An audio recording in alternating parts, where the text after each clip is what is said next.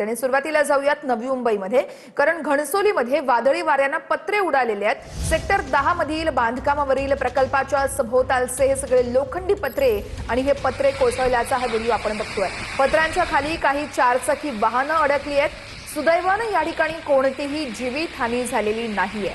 घणसोलीमध्ये मुसळधार पाऊस पडतोय आणि याच ठिकाणी आता वाऱ्याने पत्रे हे संपूर्ण उडून गेल्याची ही दृश्य आपण बघत आहोत।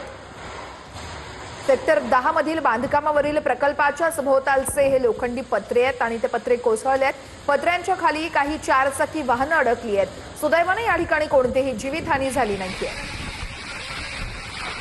तर तिकडे रत्नागिरीच्या दापोली दाभोळ या मार्गावरती झाड कोसळलेले आहे। वणावशी या ठिकाणी हे झाड कोसळलंय। झाड रस्त्यावरती कोसळल्यानं काही काळ या ठिकाणी वाहतूक ठप्प झाली आहे। झाड हटवण्याचं काम या ठिकाणी सुरू आहे।